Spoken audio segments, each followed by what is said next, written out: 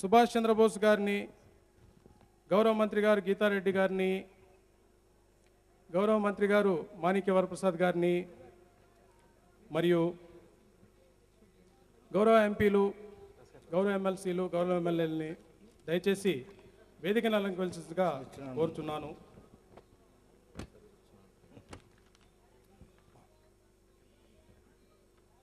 సోదర సోదరిమణులందరికీ ఈ సాయంకాలం వేళ ప్రప్రథమంగా వందనాలు అర్పిస్తూ ఉన్నా.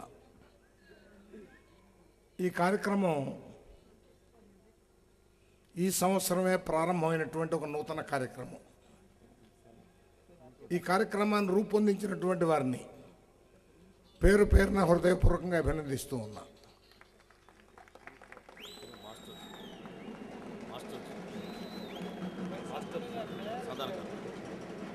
దీనికి సంధానకర్త మాస్టర్జీ వారికి ప్రత్యేకమైనటువంటి ధన్యవాదాలు.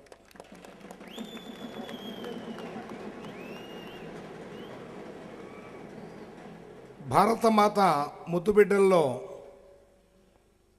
మనం బ్రతికున్నంత వరకు కూడా ప్రతి ఇంట గుర్తుపెట్టుకునే రోజులు మాటలు కొన్ని ఉంటాయి. బాబు జగజీవన్ రామ్ గారు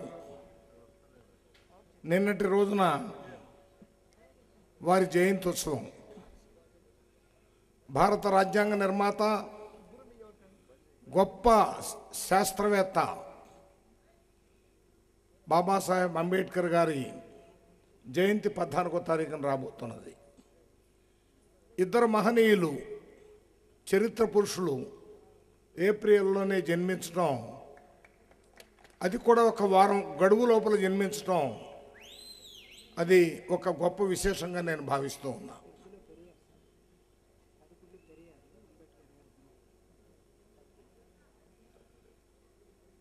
బహుశా బాబు జగజీవన్ రామ్ గారిని ఇక్కడ ఉన్నటువంటి వారిలో ఈ తరం యంగ్స్టర్స్కి అట్టే పరిచయం లేకపోవచ్చు. కానీ నాలాంటి వారికి చూచే అదృష్టమే కాదు, వారితో కొన్ని సందర్భాల్లో కలిసి మాట్లాడే అవకాశం కూడా రావటం గొప్ప మధురమైనటువంటి స్మృతిగా ఎప్పుడు గుర్తుపెట్టుకుంటారు. ఈ దేశంలో చాలామంది అధికారాలు మారుతూ ఉంటాయి. భారతదేశానికి 1947 ఆగస్టు 15 అర్ధరాత్రి వేళ స్వాతంత్రం వచ్చిన దగ్గర నుంచి జీవితాంతం కూడా కేంద్ర ప్రభుత్వంలో అత్యంత బాధ్యత కలిగినటువంటి పదవులు నిర్వహించినటువంటి వారు బాబు జగజీవన్ రామ్ గారు. వారి సామర్థ్యాన్ని గురించి పండిట్ జవహర్లాల్ నెహ్రూ, బాబు రాజేంద్ర ప్రసాద్, అగ్ర నాయకులందరూ కూడా వారిని ఎప్పుడూ హక్కును కూర్చోబెట్టుకునేవారు. అలాంటి నిన్నటి రోజున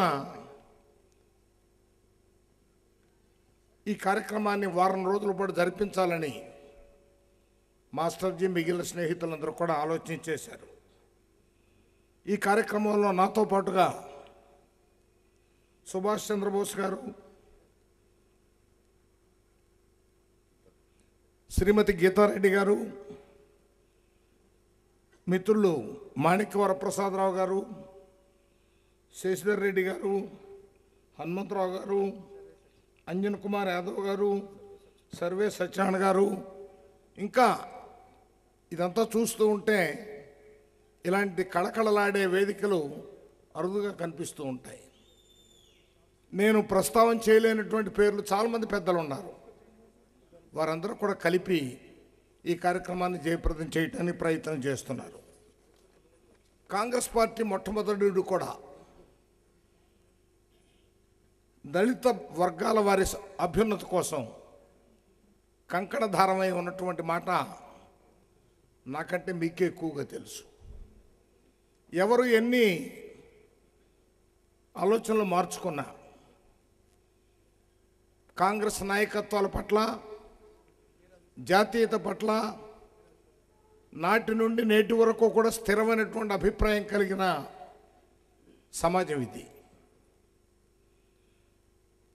షెడ్యూల్డ్ కులాల సమగ్ర సర్వతోముఖాభివృద్ధికి ఆంధ్రప్రదేశ్ ప్రభుత్వం పూర్తిగా అంకితమై పనిచేస్తుందనే మాట మీ అందరి సముఖంలో మనవి చేయడానికి చాలా సంతోషిస్తూ ఉన్నా. 2009-10 సంవత్సరంలో చాలా కార్యక్రమాలు చేపట్టాం. 2358 ప్రభుత్వ హాస్టళ్లను నడిపించడం జరుగుతుంది. వీటిలో 2,48,320 మంది విద్యార్థులు ఉంటున్నారు. ఈ దళిత వర్గాల కుటుంబాల్లో జన్మించినటువంటి చిన్నారులు చదువులకు అవకాశం లేక, ఆర్థిక స్తోమత లేక, తల్లిదండ్రుల్లో ఆ రకమైనటువంటి అనురక్తి కూడా లేకుండా ఉన్నందువల్ల కష్టపడి చాకిరీ చేసి తాను తన కుటుంబాన్ని పోషించడానికి అలవాటు పడినటువంటి వారిలో క్రమంగా చదువులు పెంచాలి, వారికి చదువు నేర్పించేదానికి కావలసిన ఆర్థిక స్తోమత కల్పించి వారిలో ఉన్నటువంటి సృజనాత్మక శక్తికి వెలుగునిస్తే వారు ఏ ఒక్కరికంటే కూడా తీసిపోరు, అందరికంటే సమర్థవంతమైనటువంటి రీతిలోనే ఉన్నతంగా చదువుకోగలుగుతారు. చదువుకొని ఏ బాధ్యత చేపట్టిన తర్వాత కూడా ఆ బాధ్యతలను సమర్థవంతంగా నిర్వహించగలుగుతారనే ప్రగాఢమైనటువంటి విశ్వాసంతో మన రాష్ట్రంలో ప్రభుత్వం కాంగ్రెస్ నేతృత్వంలో మొన్నటి వరకు స్వర్గీయ రాజశేఖర రెడ్డి గారి నేతృత్వంలో వారు దివంగతులైన తరువాత మేమందరం కూడా ఒక సమిష్టిగా టీములాగా అదే ఆశయాల సాధన కోసం పనిచేస్తున్నటువంటి మాట మీకు గుర్తు చేస్తూ ఉన్నా. అంటే ఏప్రిల్ 1న ప్రారంభమైనటువంటి 2010-11 ఈ బడ్జెట్లో ప్రత్యేకంగా 100 కోట్ల రూపాయలని కేటాయించడం జరిగింది. ప్రతి సంవత్సరం 700 కోట్ల రూపాయల బడ్జెట్ ప్రొవిజన్తో 6,17,000 మంది విద్యార్థులకు ఉపకార వేతనాలు మంజూరు చేస్తున్నాం. అంతేకాకుండా సెల్ఫ్ ఫైనాన్సింగ్ కోర్సెస్లో చేర్చిన వృత్తి విద్యా కోర్సులు చదివి విద్యార్థులకు ట్యూషన్ ఫీజుని పూర్తిగా రీయింబర్స్ చేయడం జరుగుతుంది.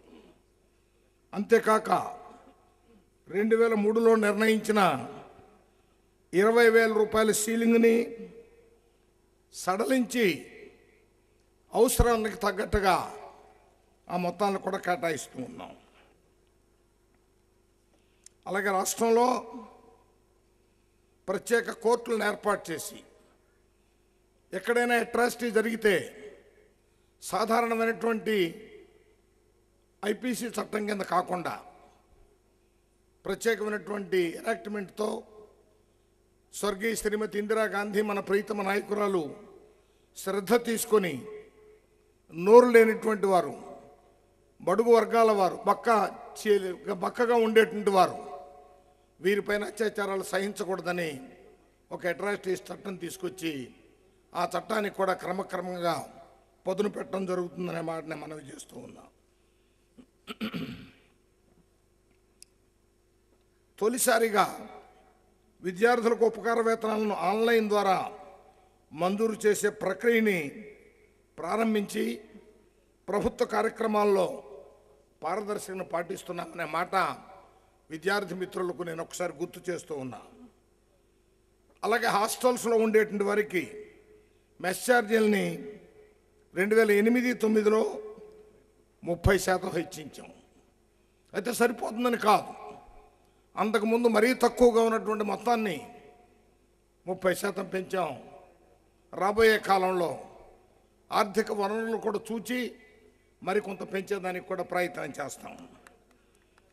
సాంఘిక సంక్షేమ హాస్టల్లో చదువుకుంటున్న 2009 10వ తరగతి పరీక్షల్లో 84% ఫలితాలు సాధించారు. ఇది అద్భుతమైనటువంటి పర్సంటేజ్ అని మనవి చేస్తూ ఉన్నా. చదువు చెప్పిస్తే వజ్రంలాగా ప్రకాశించగలుగుతారనే దానికి 84% రిజల్ట్స్ రావటమే గొప్ప నిదర్శనం.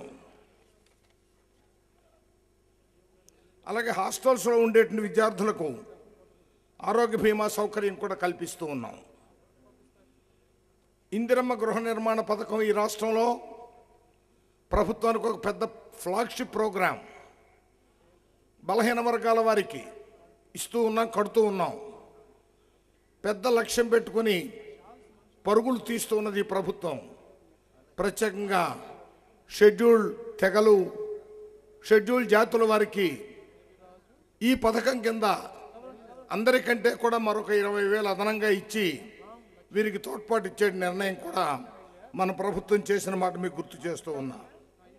అలాగే రాష్ట్రంలో 17,80,842 మంది ఎస్సీ లబ్ధిదారులకు ప్రయోజనం చేకూర్చే విధంగా రుణ బకాయిలు 1,176,82,00,000 మాఫీ చేయటం జరిగింది. మాఫీ అయిన తర్వాత మరలా ఫ్రెష్గా బ్యాంకుల నుంచి లోన్లు ఇప్పించే ప్రయత్నం కూడా చేస్తున్నాం. వీరికి సంపూర్ణమైనటువంటి అర్హత కూడా కలిగింది. మరలా ఫ్రెష్ లోన్స్ కూడా తీసుకునేదానికి ఆస్కారం ఉంటుంది. అలాగే షెడ్యూల్డ్ కులాల సంక్షేమం కోసం రాష్ట్ర ప్రభుత్వం కట్టుబడి ఉండటమే కాకుండా వారి సంక్షేమానికి, అభివృద్ధికి తీసుకుంటున్న చర్యలకు ఈ వారం రోజుల పాటు మీలో మీరు చర్చించుకొని ఈ వారం వేడుకల్ని జరిపించాలని కోరుతూ ఉన్నా. మీ చర్చల్లో మనం చేపట్టి అమలు చేస్తూ ఉన్నటువంటి పథకాల్లో ఎక్కడైనా లోటుపాట్లు కానీ, సర్దిద్దుకోవాల్సిన అంశాలు కానీ, మనం ఆశించిన రీతిలో లబ్ధిదారులకు సహాయం అందకుండా ప్రక్కదారి మలుతూ ఉంటే కానీ అవి ప్రభుత్వం దృష్టికి తీసుకురండి. వాటిని సర్దిద్దుకొని పద్ధతులను మార్చుకొని ముందుకు వెళ్ళేదానికి ప్రయత్నం చేద్దాం. వాస్తవంగా నాకు వేరే కార్యక్రమం ఉండి వెళ్ళవలసి వస్తూ ఉంది. లేకపోతే 100 డప్పులు 100 గొంతులు 1000 డప్పులు వస్తూనే చూస్తూ ఉంటే ఇంకా చాలాసేపు కూర్చోవాలని అనిపిస్తుంది.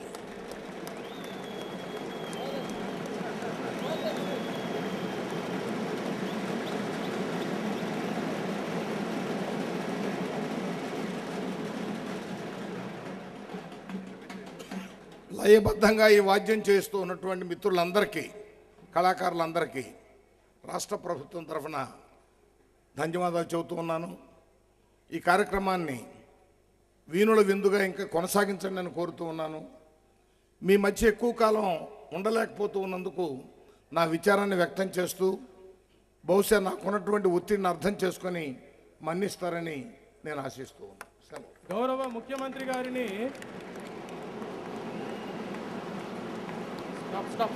మాన్యశ్రీ రోసయ్య గారిని, గౌరవ ముఖ్యమంత్రి గారిని మాస్టర్జీ గారికి మెమెంటో ఇవ్వాల్సిందిగా కోరుచున్నాను. అదేవిధంగా జేబీ రాజు గారు, బోధినాథ్ గారు, సన్మాన గ్రహీతలు రామలక్ష్మణ్ గారు వేదికపైకి రావాల్సింది కోరుచున్నాను. అనంతయ్య గారు, నూనె వెంగయ్య గారు, రాపోలు రాములు గారు, వీరందరినీ వేదికపైకి రావాల్సిందిగా కోరుచున్నాను. బోధినాథ్ గారు, రామలక్ష్మణ్ గారు, అనంతయ్య గారు, నూనె వెంగయ్య గారు, రాపోలు రాములు గారు అందరినీ ప్రస్తుతం మాస్టర్జీ గారి సన్మానం ఇప్పుడు జరుగుతున్నది. డప్పుల పండుగ జరగబోతోంది. 100 గొంతులు 1000 డప్పులు తన రచనతో, సంగీతంతో అలరించబోతున్న 1993లో ఆయన కన్న కళ ఈ డప్పుల పండుగ. 100 గొంతులు 1000 డప్పులు వారిని ముఖ్యమంత్రి గారి చేతుల మీదుగా సన్మానిస్తున్నారు. నూనె వెంగయ్య గారు, నూనె వెంగయ్య గారు రండి.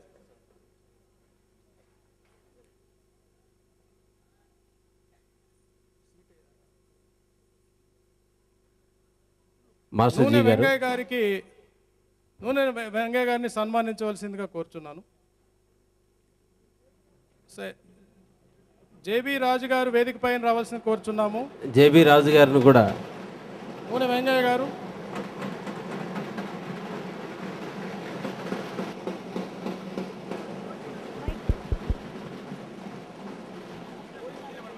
డప్పు కళాకారులు సన్మానం జరుగుతోంది, లేచి నిలబడి బోధినాథ్ గారిని మీ సంతోషాన్ని తెలియజేయాలి. బోధినాథ్ గారిని సన్మానం చేయవలసిన కోరుతున్నాను.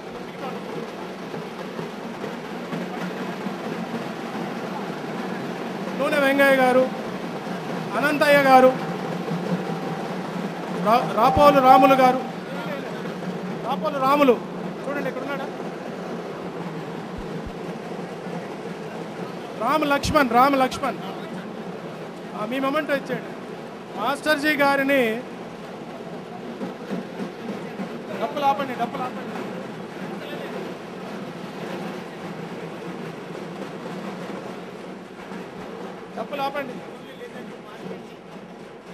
Stop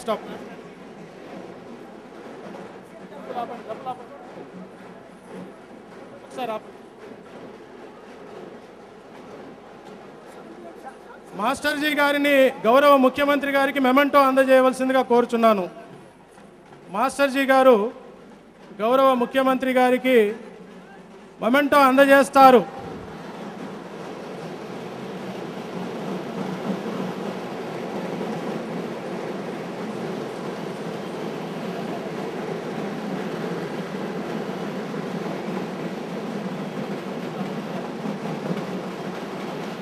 okay, thank you. ఆ లైన్లో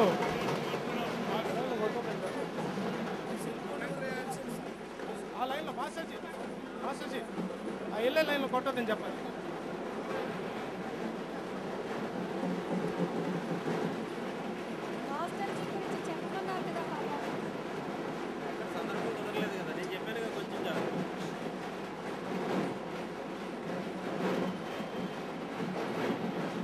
వంద గొంతులు, 1000 డప్పులు, చరిత్రలో ఒక అద్భుత ఘట్టాన్ని మనం వీక్షిస్తున్నాం. ఈ కార్యక్రమానికి మాన్యశ్రీ ముఖ్యమంత్రి రోసయ్య గారు రావడం మనం చేసుకున్న అదృష్టం. వారికి కళాకారులందరి తరఫున, మీ అందరి తరఫున వారికి ధన్యవాదాలు తెలియజేసుకుంటూ, మిగిలిన మంత్రివర్యులందరూ మనతో ఉన్నారు, కళాకారులు ఉన్నారు, మిత్రులు, బంధువులు అందరూ ఉన్నారు. ఈ కార్యక్రమాన్ని తిలకించబోతున్నారు. 1000 మంది డప్పు కళాకారులు వారు చేస్తున్న వారి గుండె చప్పుడు డప్పు రూపంలో మనందరికీ వినబడుతుంది. చరిత్రలో నాకు తెలిసి ఇంత ఘనంగా ఇంతమంది డప్పు కళాకారులు వాయించడం ఇదే ప్రథమం. లలిత కళాతోరణం ఒక్కసారిగా డప్పుల కళాతోరణంగా మారిన సందర్భాన్ని మనం వీక్షిస్తున్నాం.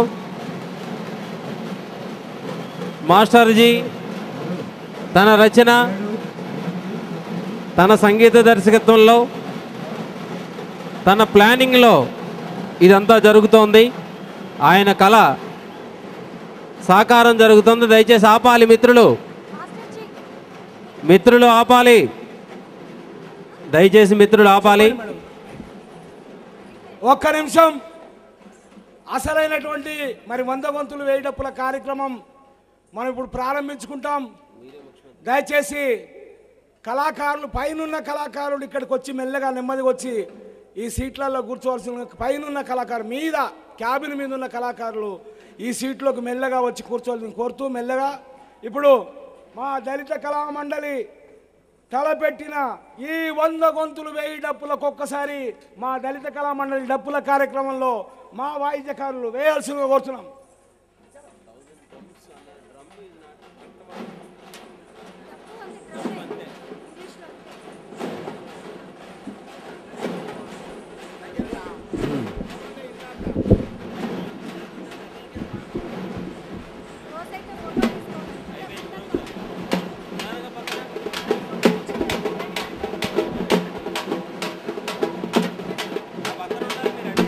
ఆపాలి.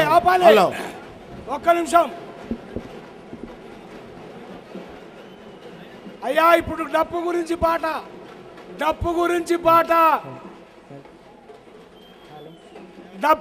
పాట ఏ కార్యక్రమం అయితే మనం డప్పు గురించి తలపెట్టామో దయచేసి డప్పు కళాకారులు అందరూ కూర్చోవాల్సిందిగా మనం చేస్తున్నాను.